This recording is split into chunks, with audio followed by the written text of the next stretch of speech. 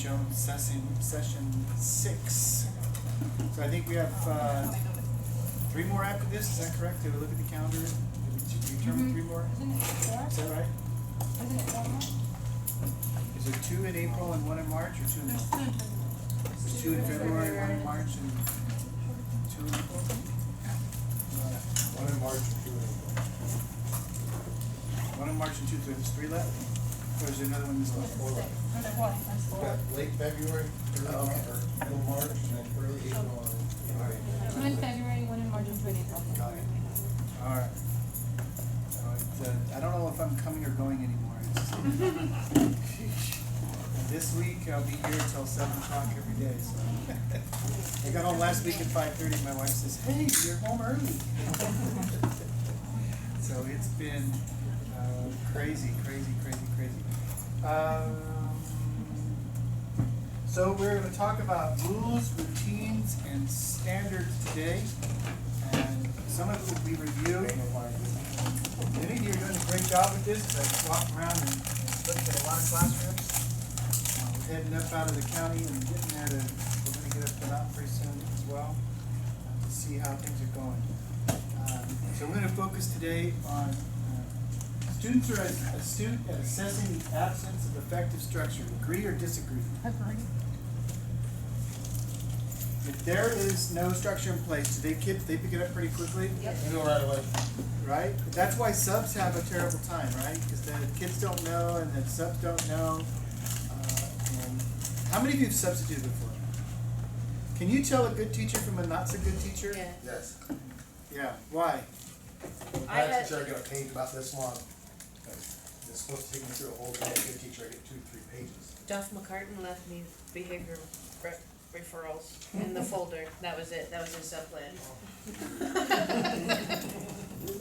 Yes. Because I had him every Friday for skiing, so he knew I knew what to do.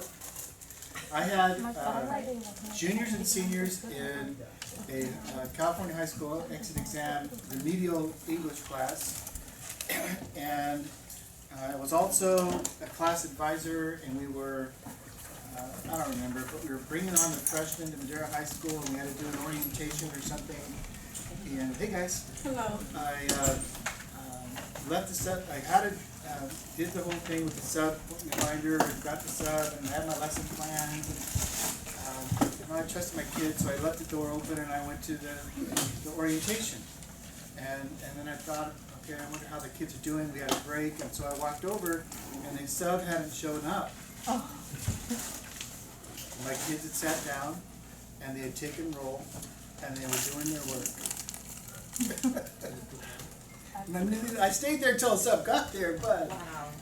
that was the system we had in place. And even though these are kids that had struggled academically for years and years and years, we had such a relationship that if I wasn't there, they were still behaving.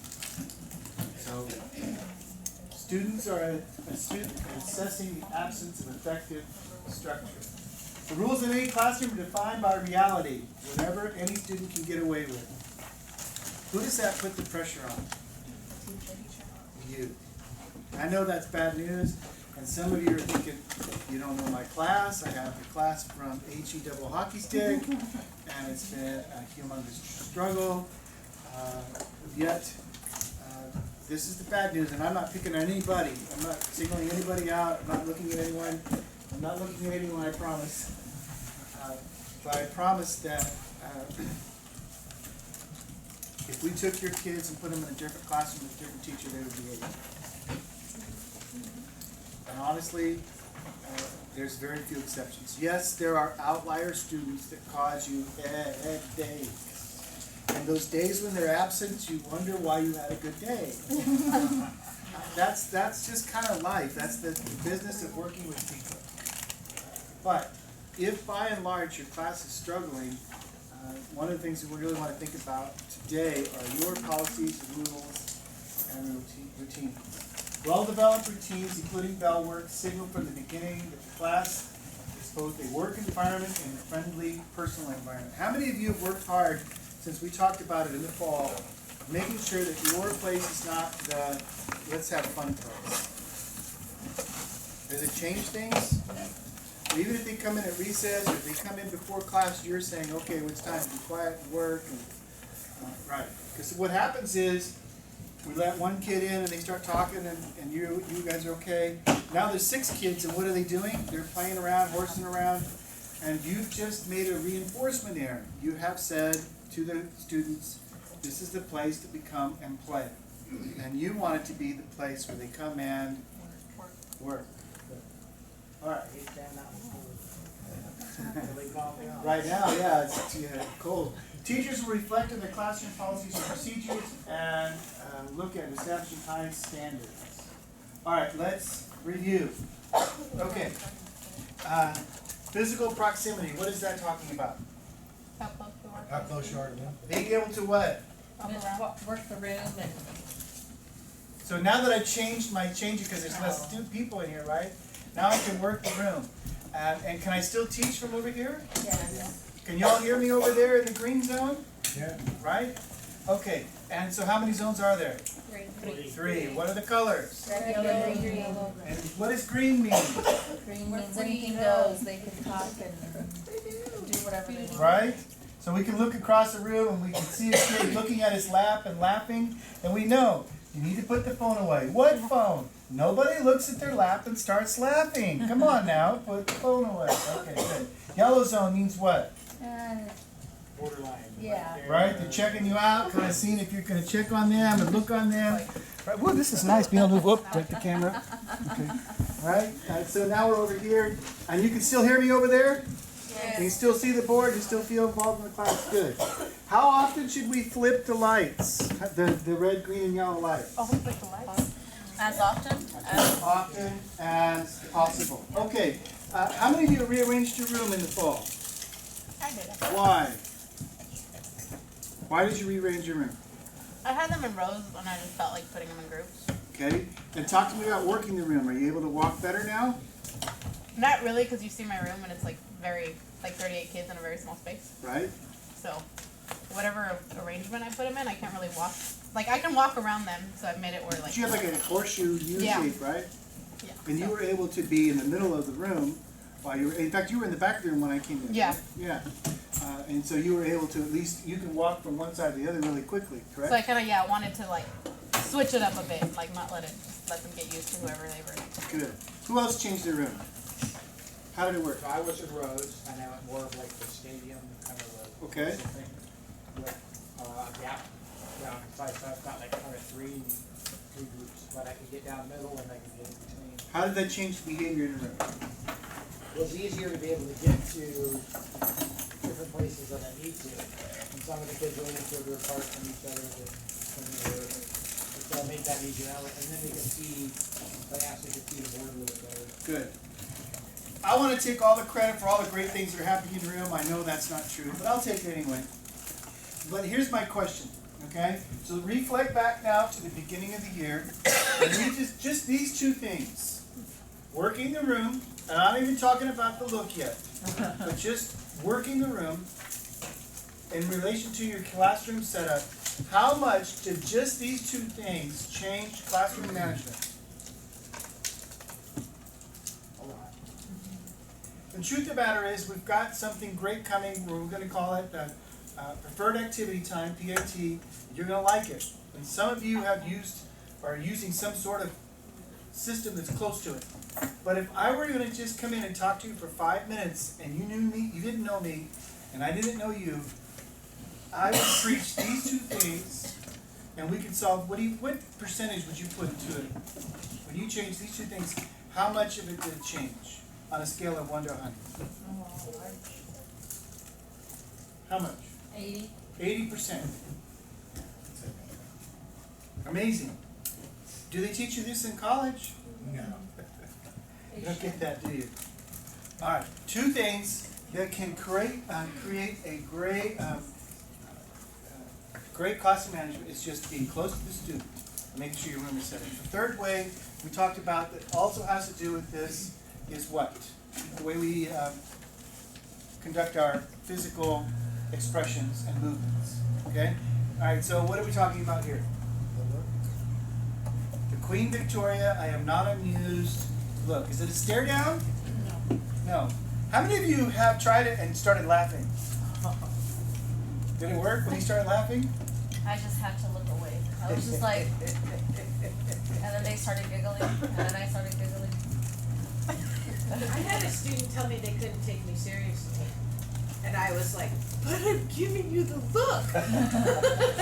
You told them that or you thought No, that? I'm thinking, I thought that, and I was like, rotten kid. Alright, what did we talk about with emotions in relationship to your students? Take off. Why? Because what we're They feeling see you angry and it's over with. Yes, it's called what? plays off on them. Are emotions contagious? Yes. Okay, so an administrator comes into your room and you start to get nervous. Do your students get nervous? Have you noticed that? Yes. Yes. And if you are mad at your boyfriend, girlfriend, husband, wife, or whatever at home, and you bring it to school and you are angry at school, do they feed off on that? Yes. Yes. And if you're sick and you have a headache, do they look at you and go, it might be a tumor? You say, it's not a tumor. If you're not feeling good, do your students kind of play off on that too? Right? How about being tired? Yes. And do your students ever get to the point where they don't want to work because it's raining outside, or what's the worst is wind, right? Have you noticed that? Yes. Wind, for whatever reason, seems to be the trigger more than anything else. Usually because it's changing what? The barometric pressure, and somehow inside of us that's unsettling. Okay, we can sense barometric pressure.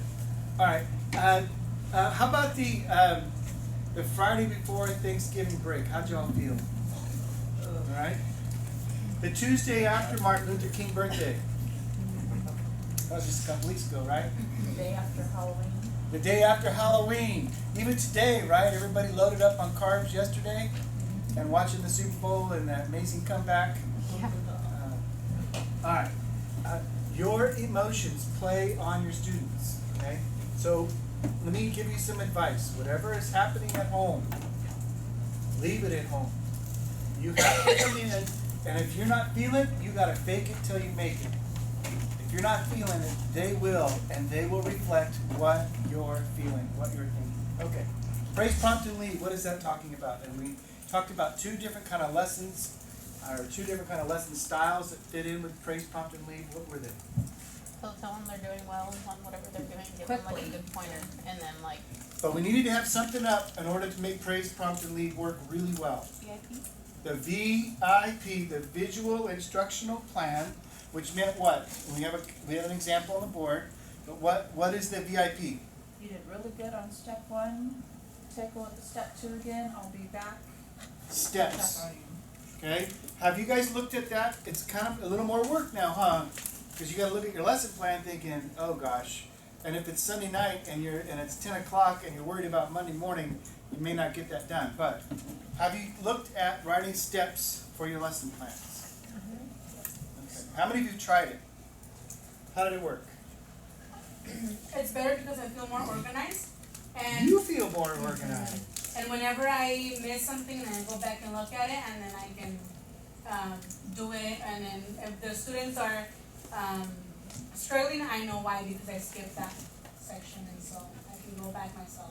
That's a great thought too about if I feel more organized, how does the student feel? They're gonna And then more confident in what? what they do have. In you. Is it really at all about that relationship with your students, and when they feel really confident that you're leading them in a good place, they'll follow you? But if you're unsure, where are they at? And then chaos reigns. Good. Thank you for sharing that. The other one was remember what it was? We had the VIP and Say, see, do. say, see, do, which we probably heard it in our crunching classes as what? I do, we do, you do. Very good. But one of the steps that we looked at, say, see, do, was what? When we got to here, did we go to the next step, or did we look for something? Look for understanding. More than understanding. Mastery. I heard it. Mastery. Mastery. Okay? What did Vince Lombardi say? Not practice makes perfect. Perfect. Perfect practice makes perfect, okay? And we talked about all of our PE coaches and then how they're coaching a sport, and if they see somebody doing a drill but there's an error, they stop and correct it before they move on. And in many athletic events, we teach it in parts to get to the whole. You don't really put it all together in one shot when you're beginning. All right, brace, prompt, and lead meant what though? What is the tendency of teachers?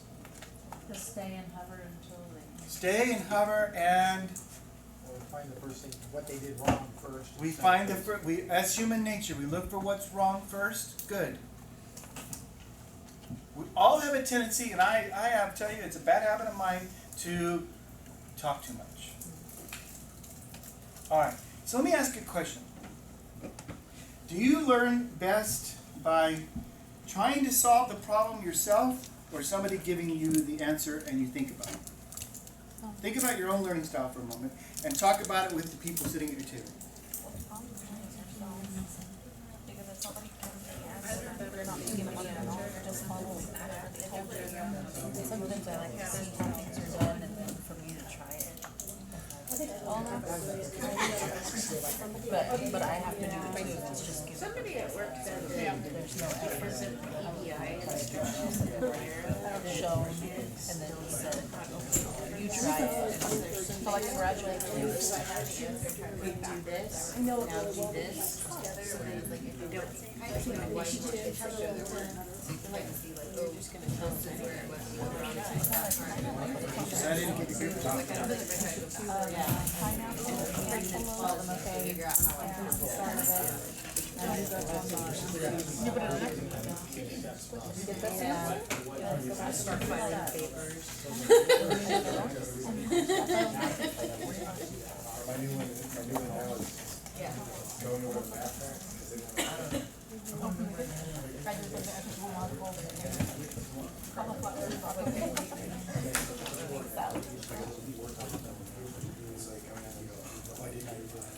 All right. I know for me, I learn best when I can actually kind of solve the problem myself. Okay? When I research and read it and think about it and try to put it into my own words. The fancy 50-cent word is called contextualize it into my own kind of knowledge and understand what's happening. How many of you can read something and remember it really well? That was a gift, I guess. I thought it was just everybody. I could read pretty much, and I can't tell you verbatim what's on a page, but I could read a novel and 10 years later pick it up and go, oh yeah, I remember reading this, and I can tell you the whole plot and everything that's in there. Can you do that? Yeah. for rereading books. Not many. So I guess not everybody learns that way, but we need to figure out how to get to the students' learning style and help them learn the material and contextualize it into their own life. All right, we talked about staying calm. What does it mean to move in and move out?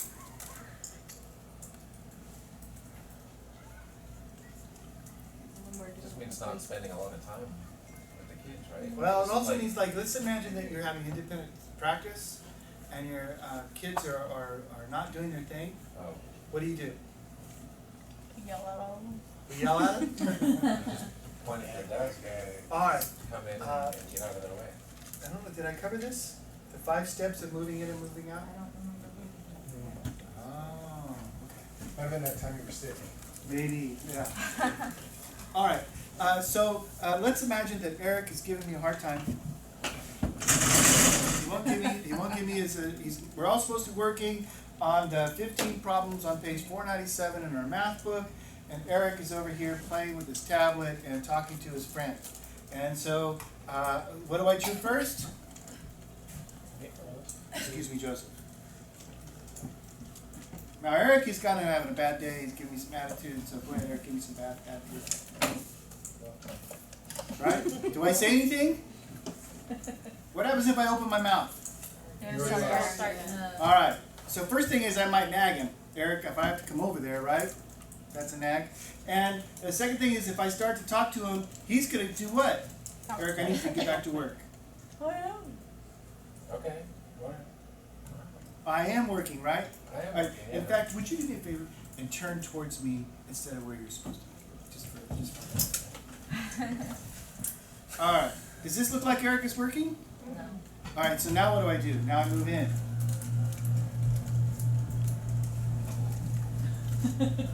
He turned, I didn't even say anything. Did y'all see that? And we're adults, and he's still feeling like, oh crap. It's uncomfortable. I'm in his space. But let's pretend that Eric hasn't turned yet, and he's still giving me grief. All right, now what do we do? Palms down. Have I said anything yet? No. Why? You're staying calm. Because, well, I am staying calm. But what happens if I open my mouth and say something? It's gonna start a battle. Right? Eric's not going to lose prestige in front of everybody, not lose face, right?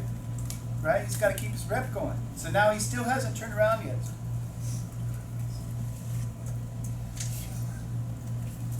Has he gotten back to work yet? No. Non-verbal cue.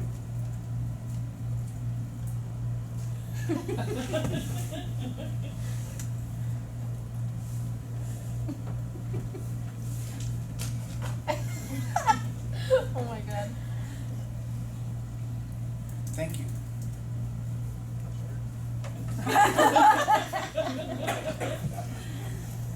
Why haven't I left yet? Because you're making sure he's Making sure he gets. I want to make sure it's authentic, and then I leave. Okay? All right, so let's all do this. Let's pick somebody to be the student and somebody to be the teacher in your table group. So do we have the numbers? Oh, except for Eric. Except for Eric. He's all by himself. I guess I'll have to do this. That's one of mine. I do that all the time. All right. So teachers, stand up, please. Oh crap. pick one and I thought like if you want to. All right, teachers, turn away from your students. This first run, students don't say anything. Don't say anything, students, just give them a physical defiance rather than a verbal defiance. Students, turn your chairs a little bit so your feet are not under the desk. You're gonna be a student? no, we're all doing it. Oh, we're all students? So student, no, who's the teacher, who's the student? Oh. You guys are supposed to choose Just partners? with your partner. Oh, okay. Okay, you're There you go. Which one over here? There you go. Are you the teacher to stand up? You guys partners? I thought we had to have one per table. Or is it one per group? One per parent for right now, one per parent. And then we'll work on tables. But when we do that, there's all kind of peer pressure looking at you, checking you out. Okay. All right, so turn your back on your student because you're helping somebody else or doing something else. You hear a disruption. First, you do what? Excuse me. Whoa. No, we jumped. Check your jaw. Takes a relaxing breath. Say, excuse me, Larry. Turn to the person that's goofing off. Slowly.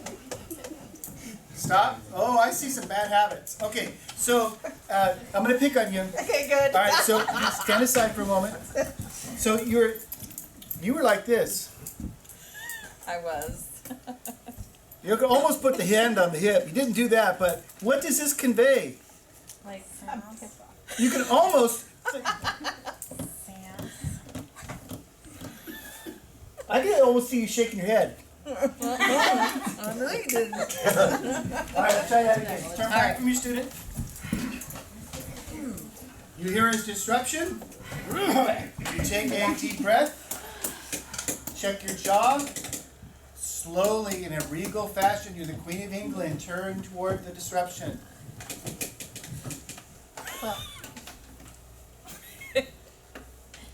They're not complying, so move in.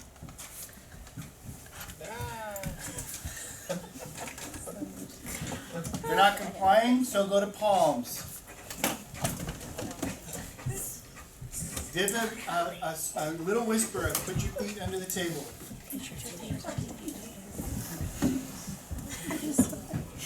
Give them a nonverbal cue that they are to get back to work. A nice nonverbal cue, I should hear. Seriously, what does, wait, so.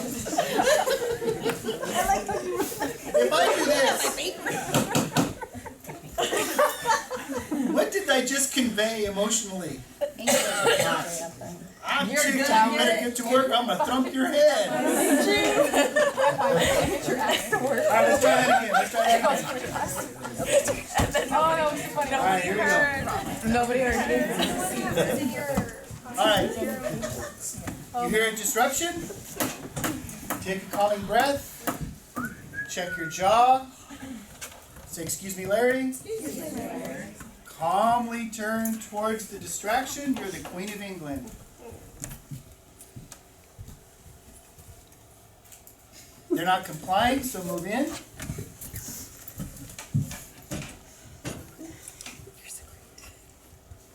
Palms. A low whisper, please put your feet under the desk.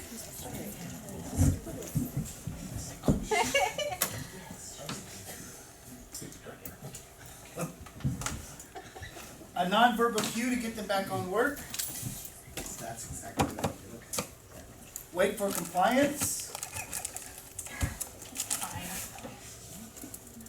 Say thank you and move on. Switch roles. That's so much fun. Yeah, real kids, they're really good. Switch roles.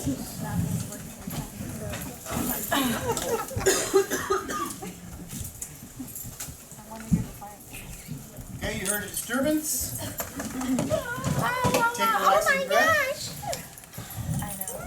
Check your jaw. Did you see that? I did. Did you see the word? Slowly turn towards your student.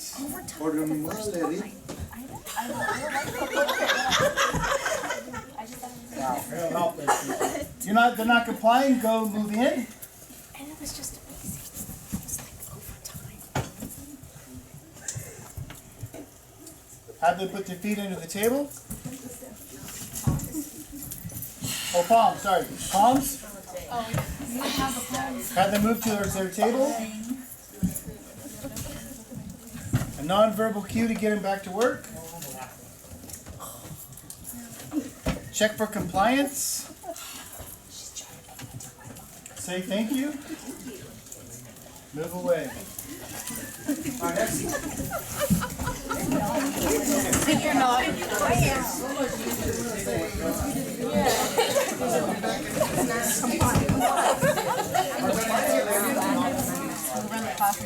All right, 3, 2, 1. Moving in is, if we're playing that poker game that Fred Jones writes about, moving in is actually upping the ante, isn't it? Quite a bit. Even by moving in, if I don't say anything, everyone in the class knows why I'm here, right? Okay? And you might even hear it. After a while, though, if you keep doing it, depending on how you walk, okay, there's two kind of ways you can walk. Conveys, I'm cool, calm, and collected, or heck no, right? So I'm helping over here, and this table is goofing off. What did I just say to the whole class? I've also said I'm not in control, you are in control, right? Okay? And doesn't a student, they don't even realize it, but do they think it's funny when they can make a teacher mad? It's entertaining. I know, you see them like look at their friends and it just makes me mad. And you did it when you were in college. You got that professor to talk about something that had nothing to do with the class that you were And taking. even tell other classes too. Right? Hey, talk about the Super Bowl, because you'll get totally off on the Green Bay Packers not getting there and getting ripped off, and right? And then you have a half an hour, no lecture. Of course, you realize in college you're paying money for that. And come on now, shush, I want to hear, right? All right, so the disturbance over here, and so I'm not even looking at them because I've already given them a look and they didn't calm down, so now I'm just kind of walking. And now where am I? Does the rest of the class know that I'm here for a reason? Nope. Maybe, maybe not. But I didn't show anybody up. So now the table can kind of gather collect their face and get back to work without losing face, right? That's the idea. And we talked about that physical proximity controlling 80%. Now what do you think moving in would do? How often do you think we should have to use this? a couple of times and then they kinda get it. right? They see the turn and then they go, I really don't want him to come over here. Yeah, more often towards the beginning and then hopefully once they have experienced what happens, Exactly. then it doesn't have to get. How many of you have you started hard and you've gotten easier throughout the year? How many of you started too easy and you've had to get hard? Which is harder, Starting to use Easily getting hard. right? They used to tell new teachers don't smile until Thanksgiving, Yeah. right? And you gotta be, I watched a series called Pacific. It was about World War II, and these two units that went through the southwestern Pacific, and they landed on Guadalcanal, and they went to Peleliu, and they to Okinawa, and the battles that they did. And in one of the lines, he says, "You gotta get mean. You gotta get meaner than the Japanese." Right? That's what he was trying to tell us guys, because they were ready to quit. Oh no! It's not time to quit. It's time to get mean. And they had seen some just things that you and I would have nightmares about. Now, does that mean that we as teachers need to get mean? I don't know. I know that at some point during the year, you realize I'm not the teacher I want to be because I wanted to be that nice, everyone loves me kind of teacher, but right now, if I did that, what happens? Right? Why?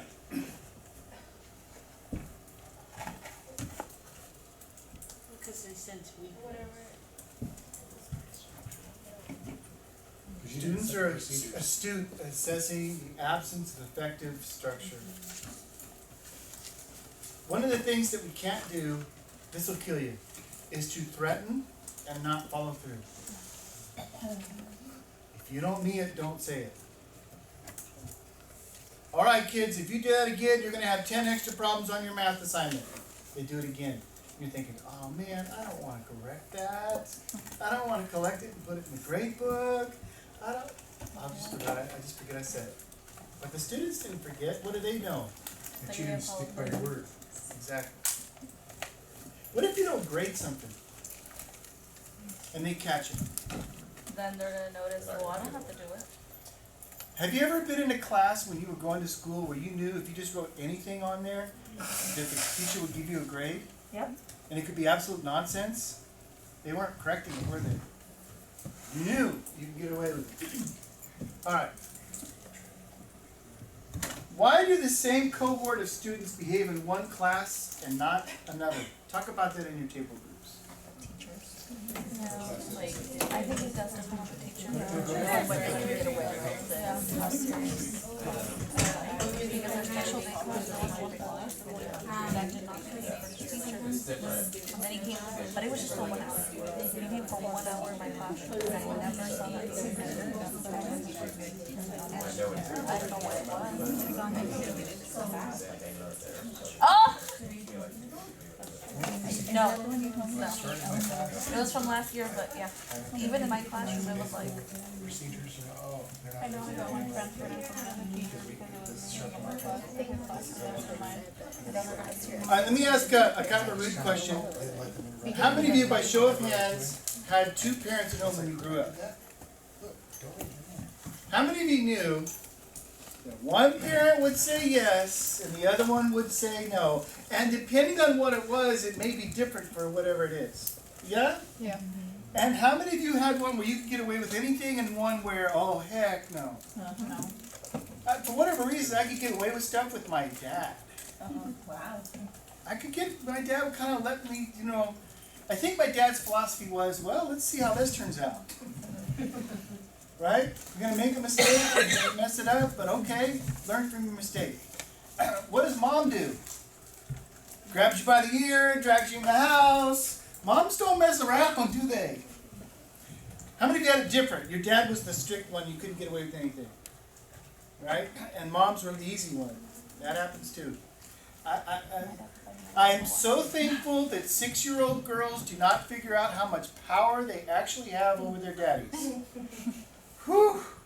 My 6-year-old daddy, can I? Sure. What do you need? Yeah. Right? My dad And the was. 6-year-old just melts at daddy's heart. I don't know. It's just kind of the way it is. That's how my dad was till I was like, what, 27? It's still. Alright. We're gonna look at being proactive versus reactive. What did the book talk about? What does that mean? Proactive is like thinking about it before kind of like having a plan, and reactive is kind of like, oh, it happened, now what am I gonna do? And it's kind of too late at that point. And as new teachers, we tend to be more reactive than proactive because, for one thing, you haven't faced the situation before. You haven't had a chance to think it through. All right? Which one takes more work initially? Proactive. Proactive. It does. Okay. But which one's going to save us more time in the end? Proactive. All right. We're going to look at your procedures, your structure, and your bell work. What I want you to do right now on the back of your agenda is write down, and listen carefully, write down your top 3 or 4 rules in your classroom. Top 3 or 4 rules in your classroom. Is it warm in here or just me? Dry a little bit? It says 72. I don't know, what is the agenda? Orange? The yellow. If we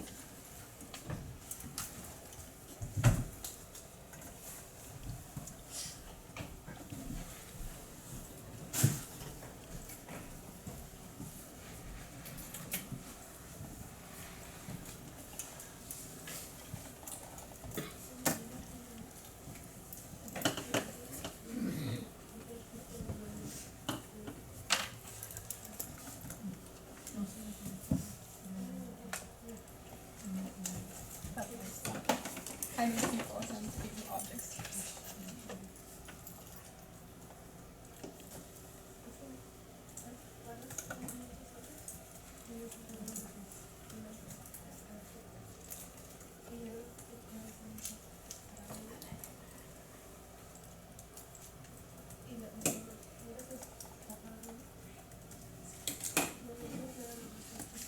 All right.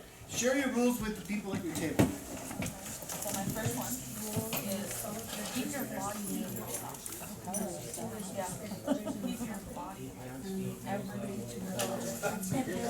I think we all have probably had that, I had that too. One of them has no one. Yeah. My first rule was to respect each other. Raise your hand before. Nobody's there. I know, I said to express your opinion, always raise your My hand. favorite, when you walk up to ask a question, answers no. Come ready to learn. That's the biggest event. Kids in my class are immature. Mommy. And so I'll be talking to somebody, giving instructions to somebody. One of them asked me if we could go to on my back table. Who's rattling? The answer is no. What world are you living in? Now, these are don't even want to ask the question. I've had kids fall asleep on my back table and we just Follow directions the first day they're given, and to use your best. 3, 2, 1. I want to think there was a teacher in New Jersey, New York, he even wrote a book. And he had something like 101 rules or something like that. And they even had a Hallmark special about him. And Matthew Perry starred him. I don't remember what his name was. But yeah, he had all these rules. Okay. And so you looked at your rules, and you probably have something that centers on respect, right? And they're pretty generic or general. Okay. Respect the class, respect the students, respect the teacher, and there's a give and take between all of that, but something along those lines? Alright, and do any of you have the word no? Well, I think when you were in credentialing class, they told you don't do this because you won't get buy-in from your students, right? Yeah. No getting out of your seat, no going to the bathroom without, no talking without raising your hand, and they told you don't write rules with the word no in it, and pretty much. But let me ask you this, do your rules, when you bust a student, do you say, you violated rule number 2, and I'm writing that up, you did not raise your hand before talking, and then, do you ever even refer to your rules when you bust a student? You do? I do. I asked them what rule are you breaking. You have little guys though too, right? Yeah. I have a behavior journal and the rules are on the back, so I'll circle it. And it's like, here you go, like, what should you have done? What could you have done differently? Yeah. What did you do and what could you have done Very differently? good. It's not like, okay, the first time you don't raise your hand, but it's just like a continuous thing. It's not like, okay, you didn't raise your hand once, but a few times. How many of you, in going to school or being part of an organization said, this is the blank way we do it. This is the Coyote way we do it. This is the Liberty Hawk way we do it. This is the Madera way. This is the Rotary way. This is, have you ever heard of that before? All right, and if you approached rules differently in your classroom and said, I'm sorry, that's not how we do it in this class. In this class we do what? We raise our hand. In this class does that make sense? Sure. What is the difference between that and the rules? No difference.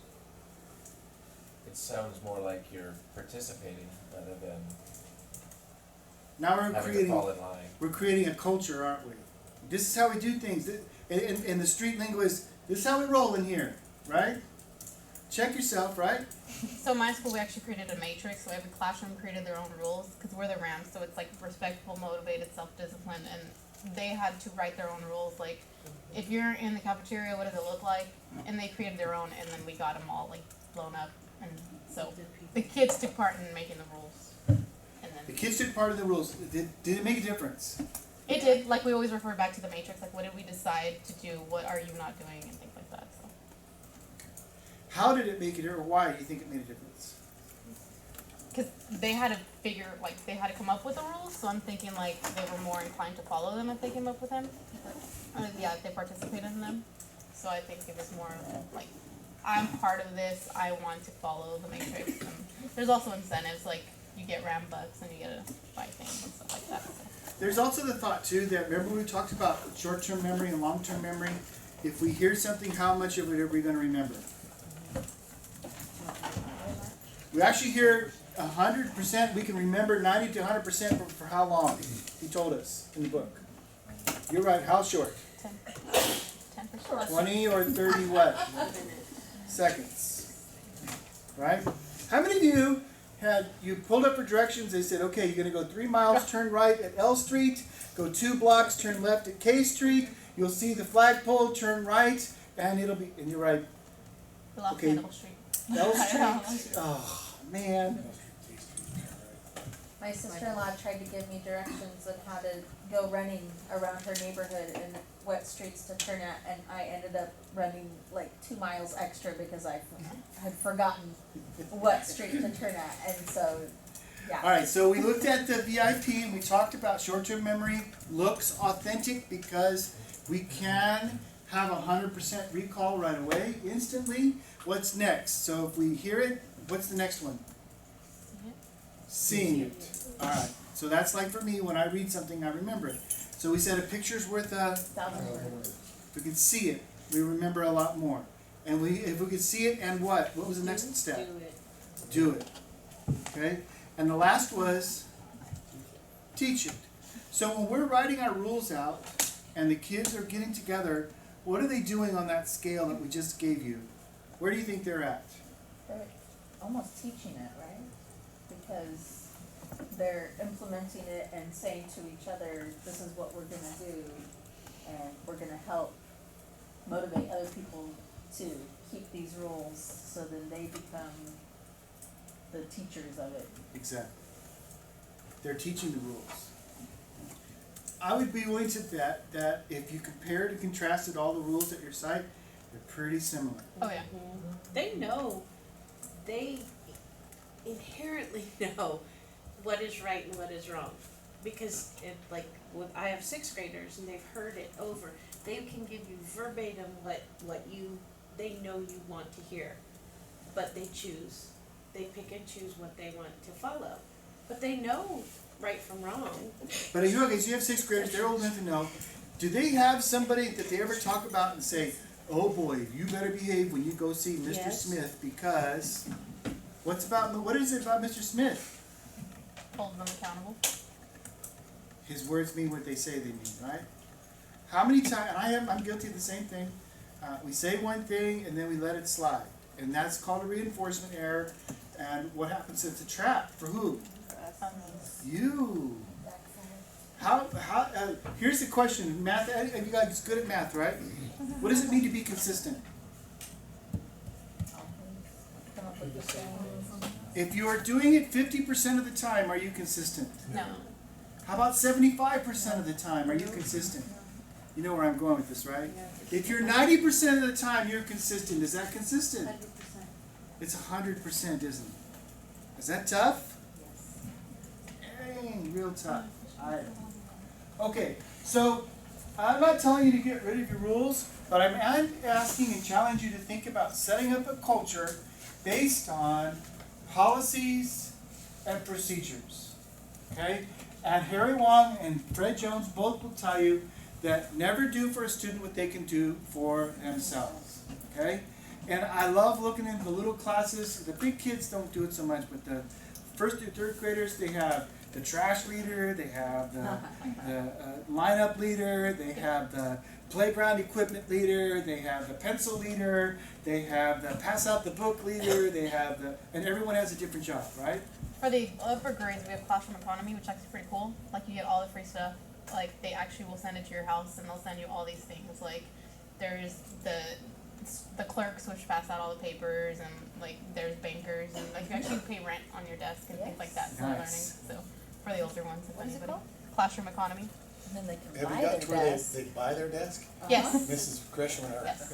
fifth grade class, she sells them their desks. Yeah, they can buy their desks, and they get paid monthly, and then like those that have And saved they up their can money buy other people's desks. buy other people's desks, and then they get their They money. get the rent. Yeah, they get the Uh-huh. rent. Nice. And if you get in trouble, you gotta pay a fine? Yes. So like the Legal fines words. are like if you didn't raise your hand, like okay, you choose like what the amount is depending on what their rent is and how much you pay them. So yeah, they get fines if they didn't follow the rules or if they were disrespectful or they didn't But complete you an created a assignment. climate or a culture of, this is how we do things in this classroom. Good. Is it working? Yeah, this is the first year I did it, and the kids really like it. And there's police officers, and they like look around the classroom to make sure the kids are doing what they're doing. So if I'm not there, they'll come to me like on another day. This kid was doing this, and like I find them, and like so yeah, it's they're really into it. Wow. Yeah, and they kind of hold themselves accountable. So it's like I That can't takes get away with it. a whole 'Cause- lot of stuff. Yeah. That's a great system. Is it high school or? No, I have 6th grade, Oh. but they can do it. They know. And just so you know, 6th graders are not pre-adolescent, they're pre-human. Oh, they're yeah. General rules spell out the teacher's overall expectations for good work and good behavior within the classroom. Specific procedures spell out exactly how to do this and exactly how to do that in the classroom. Okay, you read about it, the procedures in the book. The book said that they have a name, they have directions, they even have a sound. How do the procedures sound, right? What does it sound like when the kids are doing it? Okay. So if you did the homework ahead, great. If you're not, I want you to turn to your agenda again, underneath your rules, and I want you to, well, first of all, before we do that, in your table groups, talk about the procedures that are working and the ones that are not working, okay? Talk about the procedures that are working and not working. And I'm gonna trust you, I'm gonna give you a little more time for this. But I don't want you to bird walk into other conversations, okay? So stick to procedures, what works and what doesn't work in your classroom and your table groups. We're still struggling.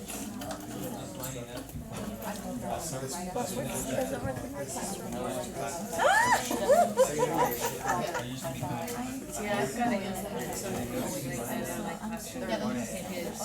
I mean, just get it. And, so no.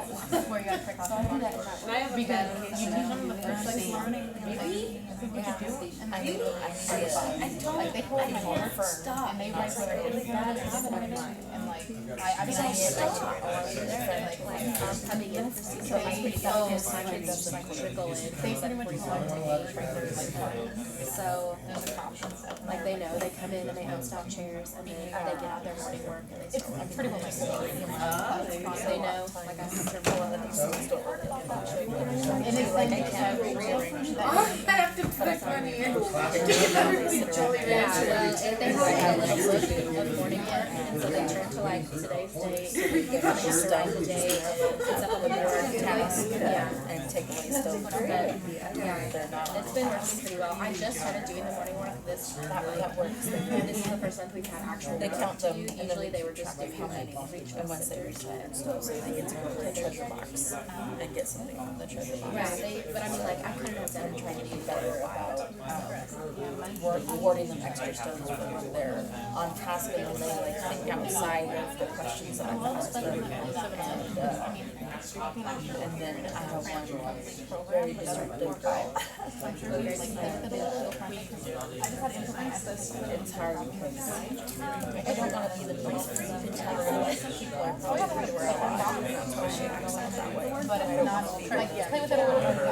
Right, I cannot let her behavior and how she disrupts it, totally takes it out of order and answers other people's questions when I'm trying to ask them to get them to learn and think whatever she's trying it out just to be annoying. So I didn't get six done here, you shouldn't answer when they're good, and then try to follow up and not make the whole time that she's in the field, follow up afterwards. Give her equal opportunities to bring her stones back and every day is different. Yeah, it is. And especially for the kids in that group. And they come, on time, I don't have to call them. Like, I have my job her, and I I always forget have to they call are. the teacher. Every month, Like, you said that, but then the girls are like, Oh, good thing we just have to be shut. Like, there's like, she was like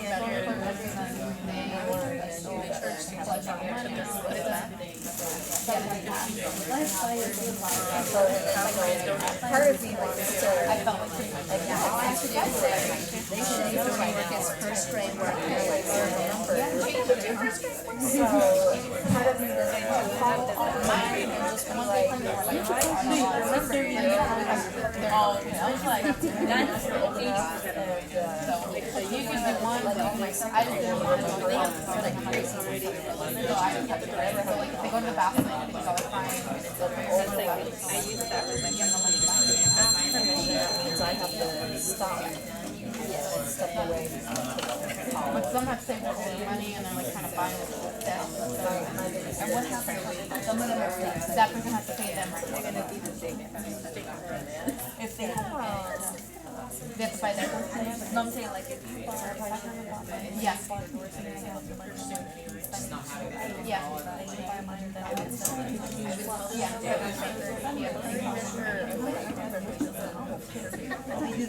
And then you have options. I think there's like, I don't know, what is gigantic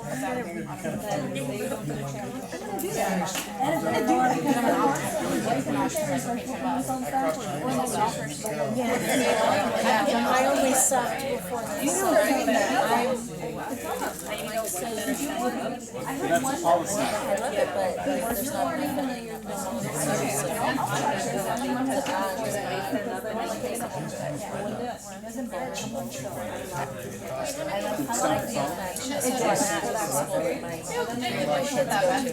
It's really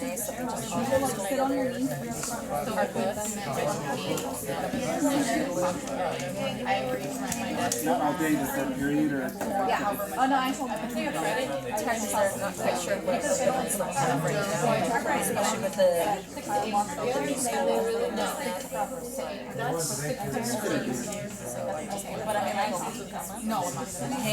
hanging out, like, I just want to stay. I don't want to, because when I subbed, that was kind of crazy, and I had to drop my kids off early, and across town, different schools, I'll text one of the teachers that they met 3 years ago, I'll be like, hey, can my kids hang out here, but I'm too old for school starts, so I can get across town in time, and then when they hang out with their class after school, and give them time to get back, And it's funny because like the top right.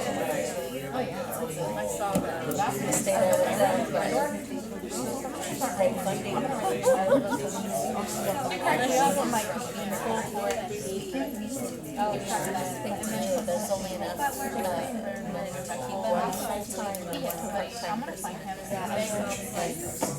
this is like a weird, and he's still, he can see everybody. So then they were trying to talk about how to get more kids in there, but now we're losing the teachers in there, so they're just really frustrated about and then my husband's like,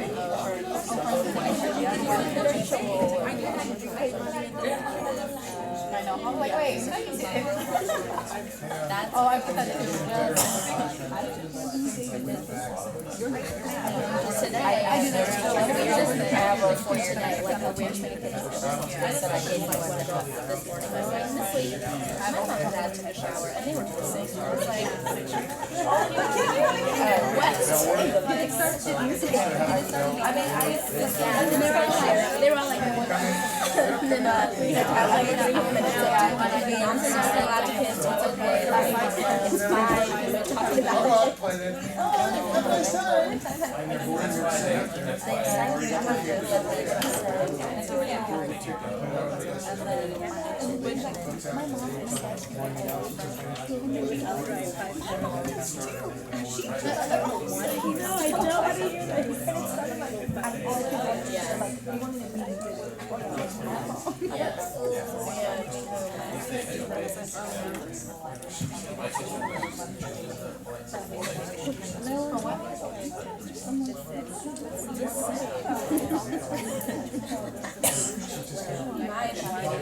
They were like, are you married? I'm sure that's something. And we didn't say that's what's going on. And they were like, should we marry me?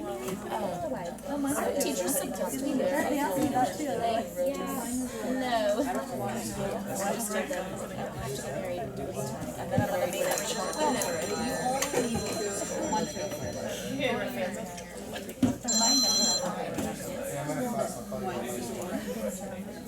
Oh, yeah. Okay, about 1 more minute. Oh, yeah, my stuff is always Mrs. Like, when they had like, my name over, like, the last year, it's Mrs. I was like, no, like, it's not like, you don't, like, you get a discounted price if you pay for all of Put that one, the high school, yeah. Okay. But I was like, mine is usually like 3 letters, so I'm usually pretty good. Like, did you study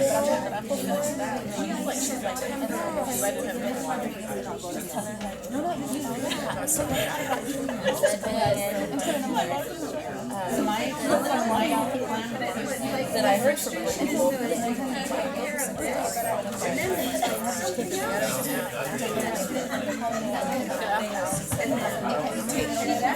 I was also like Miss unmarried Mrs.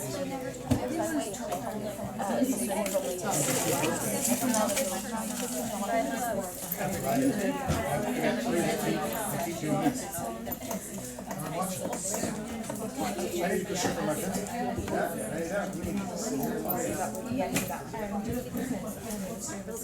So we're the ones that are doing good for pencils. You go here's your K-Town pencil. and then they say,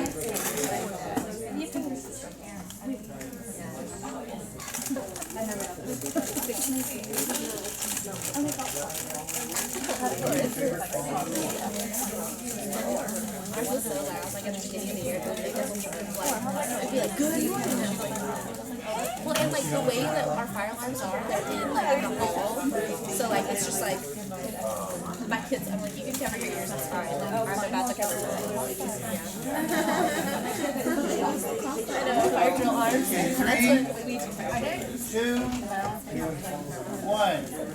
One of the things I've been noticing in many classes is actually quite a bit of routine, and this is how we do things, and then the transitions are almost seamless, and if you're not paying attention, you almost miss them, okay? That you can go from, in 4th grade, I'm teaching math for the first 90 minutes, or English for the first 90 minutes, and then I'm finished with this lesson, and boom, we're in math, and it's a 2-minute transition, okay? We're going to talk about that, because that's a routine. But what is a classroom policy and how do we reinforce it? How do we enforce it? What is a policy? Is it like getting up to drink water or? That could be a routine or a policy, alright? But I don't get out of your seat without what? That's a policy.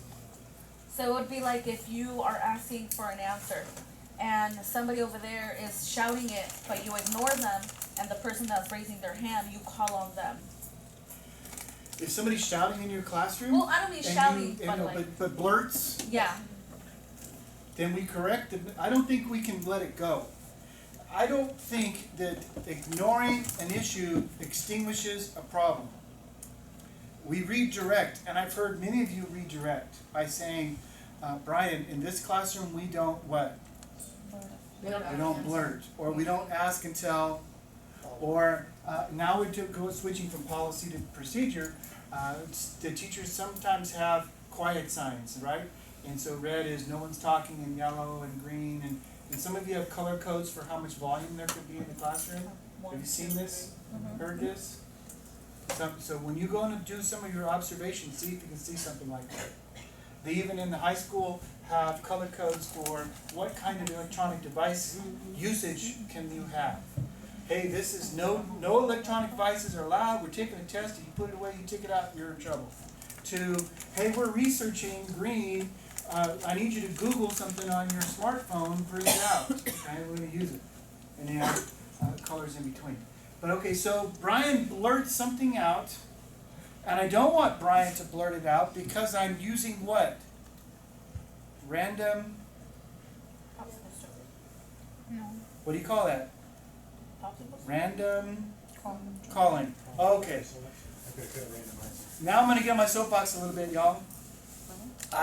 Y'all, you like that? That's Chowchilla for everybody.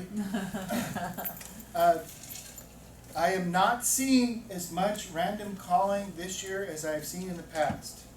And I suspect that at your site, it's not being discussed or emphasized. And part of it is that a couple years ago, the district was, in fact, all of the county was huge in EDI, and this is the way you do it, and it's almost scripted, and boom, boom, boom. And they swung the pendulum, okay, here's Common Core, let's do it differently. And we don't want teachers evaluated because they didn't use explicit direct instruction. Some of those strategies are really good. And one of them is random calling, okay? And I did see this, and I saw it because I did it as a brand new teacher myself. We can use calling for two purposes. One, to check for understanding, or two, to redirect a student, okay? One of the things I saw in many classes is a teacher calling on the students that raised their hand, or the student that was talking out of turn. Oh, I'm going to catch this kid. He didn't know the answer because he wasn't listening. Okay, so Brian, right, and I did that. But are you giving equal access to all students in the room when you only call on those that raise their hand? No. I told you about the evaluation, right? Guy says, hey, principal's coming in, he's going to evaluate me tomorrow, so I want to practice. If you know the answer, raise your right hand, and if you don't know the answer, raise your left hand. Come on, that's funny, you all can laugh. But you told it 6 times, Steve. Oh, I'm sorry, okay. Alright, sometimes I get it, but we have a tendency to revert back to the habits that we saw our teachers do, and they never used random calling, at least not when I went to school. Okay? Random calling makes it equitable for everybody in the classroom, particularly for this subgroup that's huge in Madera County, particularly Madera Unified.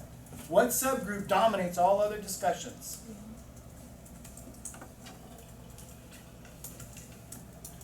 EL, come on now, you can say it with me. I was thinking something. Alright, so, and I'm looking over here at my EL table, because they're like, don't talk to us. As you're learning a new language, are you inclined to be quiet or speak out in class? Quiet. That's your defense mechanism, huh, right? Why? Embarrassment, you don't wanna get it wrong. Even if we know the answer, we may not be able to put the sentence together, right? Or even if we got the sentence together, we still have an accent, right? It's different. I don't want to be different. everybody wants to be the same in every culture around the world. We want to mix in and play nice with everyone else, okay? And when my language is different, and it doesn't matter if it's Spanish or Japanese or whatever, there's a period of time where I may even know and understand the language, but I am not going to speak it publicly. Will those kids ever raise their hand and answer a question? And you think they're being compliant, that they're behaving, okay?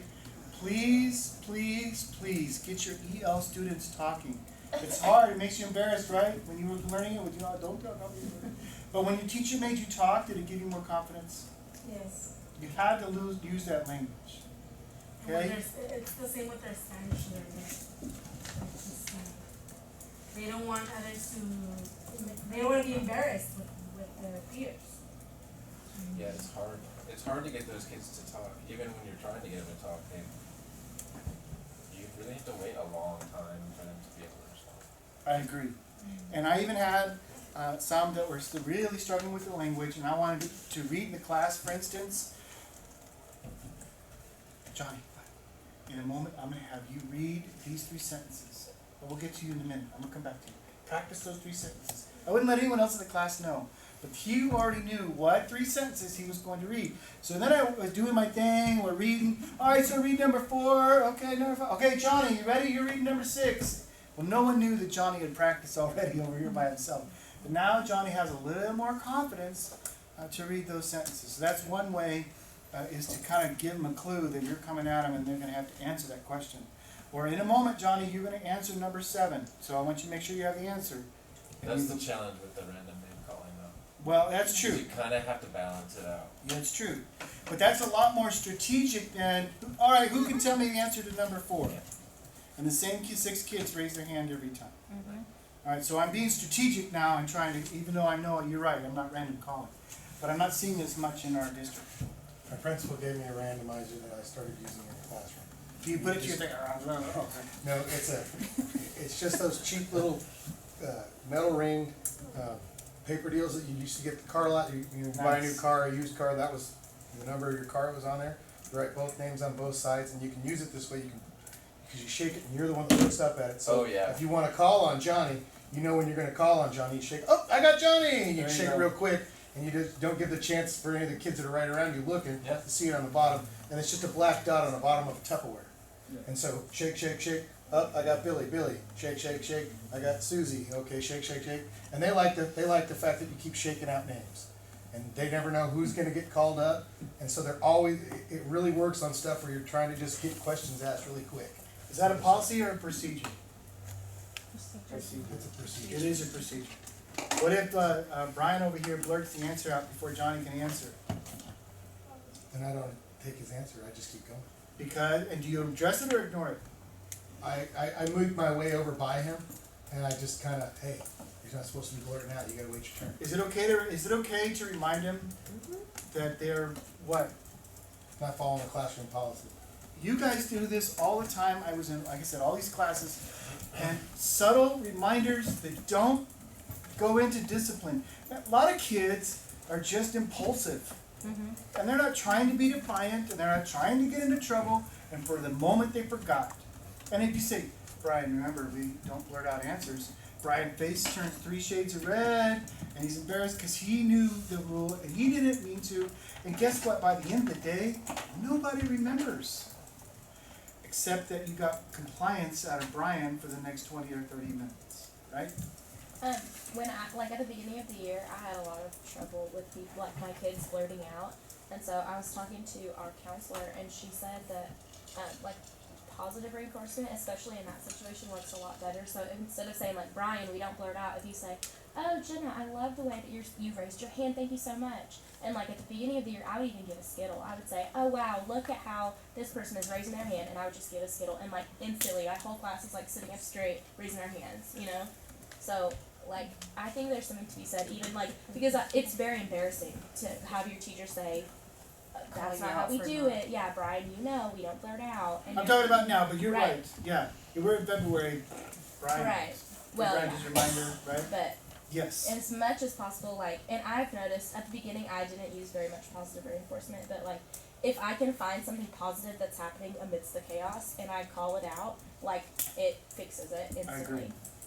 I agree. And what we're talking about for most of you is that we're already about 90% there, 95% there with our classroom management as compared to where we started at the beginning of the year. And learning things like being positive instead of negative is great. It also is an opportunity to talk about routines. Okay, this is our routine. We random call, we go in circles, we whatever to call out and avoiding the blurs. Okay, what do we need routines for? And I'm sure that if we started a list, we're going to go far. But tell me what we think we need routines for. How we pass out papers. I talk when it's. Wait, hold on.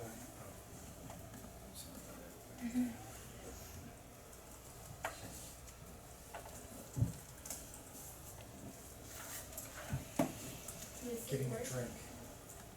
Because I have a water fountain in my classroom, so they think they can get a drink anytime they want. Sharpening pencils. And it's another thing. Putting away Chromebooks. Lighting it. The bathroom. Especially Walking. the little ones. Walking to and from somewhere. Right. Pushing it to a class. You're doing over the back here. Bathroom, do you ever read? Certain Go in there. I assignments, don't care if you gotta go in. missing work or collecting, Three at a how time, do you, go. like work, yeah, how do you get your like work or missing work? This one's huge. Can I tell you a secret real quick on this one? You have some kids that they're absent or whatever, they didn't get it done in class, and you said, okay, Joshua, take it home and get it done and bring it back tomorrow.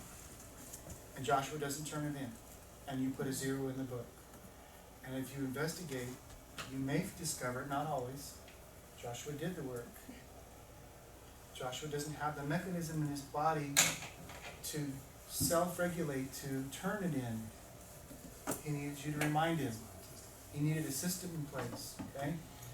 And there are a lot of kids that are on the spectrum that are like this, but I'm going to tell you that there are a lot of ADHD kids that are that way too. And guess what? How do we know? Because we go to the student's desk and open it up and we find 10 missing assignments in the desk. Or we go to the backpack and we find them crumpled up at the bottom of their backpack, finished. You'll all need, listen carefully, and this is personal and to my own son who's 21 now, so we don't have him in this class. You need a procedure for collecting late work, and I'm going to add a little bit to it that's individualized. You can't say, okay, everybody turn in your late work. ADHD kid's not listening. ADHD kid doesn't connect math work with late work because it's two different labels. You need an individualized system. Joshua, yesterday I didn't get your math. I need it today. You have it, honey? Go get it for me, please. All of a sudden, Joshua, oh yeah, grabs his math, turns it in. Good. Right? And not every kid's like this. I get it. A lot of kids are, hey, you turn in your late work and they figure it out. But please, please, please be aware that there are students that you're not aware of who are doing the work and not getting credit for it because something's not connecting and they're not turning it in when you're asking for it. Okay? Good. What else? How to leave the classroom at the end of the class. You all have different procedures for that. Some of you put the chairs on the desks, right? Yeah. Some of you just leave them there. Do all of you all have some kind of way of picking up trash after each period or at the end of the day? I have a work bus. Do you have a work We bus? call it classroom cleanup. And his job is to walk around and go, hey, you guys got papers on your desk, somebody needs, one of you, I don't care which one of you it is, one of you needs to pick these up, and he goes around each group. Okay. Should they take care of their own classroom? Yes. Hey, I like to think, this is your house. Would you throw all kind of trash on your floor at your home? Come on now, let's get the trash up. I'm seeing trash on the I floor. was telling your mommy doesn't work here. Well, that doesn't work. That's just nagging. It's It's also sexist. Because I'll ask him that question. Do you leave all this stuff? Well, my mom picks it up. So mommy doesn't work here. Do you know what I'm saying? That Yeah. it can be sexist. You can be all kind of brutal. Be Your careful. parents don't work here. There you go. All right. Your guardian doesn't work here.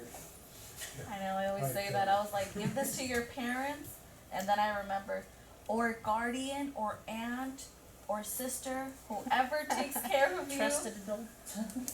Give it to them.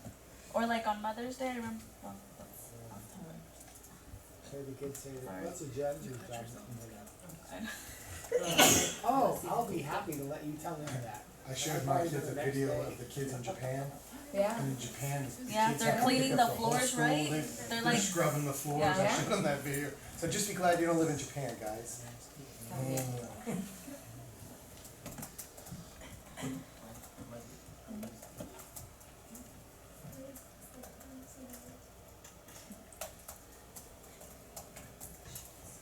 That's the hardest in there. I don't know why I always misspell that word too. What if there's an extra S in there? What else?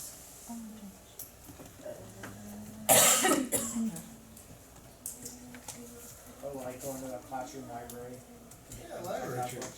Okay, so leaving class, No, what, like if you have your own, like I have Oh, my own personal books. library. Or they were on library time.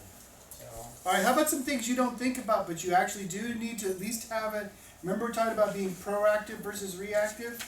Alright, so, oh. That Mama went today. That was great. Oh, ew. yeah. My little girl, she says, Fired me, yeah. in sixth grade? I said, you want me to send you to the nurse? Right? No, she's just gonna send me back. But I threw up about 8. Oh, and he like, He wants I to was talk. teaching or whatever, going over stuff, and he's like, I threw up over too. I was like, clean it. alright, you see what I And then I'll mean? send it over. Oh my god. Things you don't wanna have to talk about every day. If they're locking it. And I'm sorry, kindergarten teachers see more body fluid than doctors. Loose tooth of the week, right? Kindergarten, first grade teachers, you guys see how many teeth have you seen already? I get a lot in 3rd grade. And you got little boxes for the cute little things. Oh man, you guys are awesome. Blood? Do you have a procedure for blood? Get out. No, go to the bathroom and watch it. It depends on where it's There coming was from. a time and a place when I remember as part of our orientation every year, we had to have the nurse come and talk to us about bloodborne pathogen training and wear the gloves and now whoop whoop. And do you guys have to do that anymore? Yep. Yeah.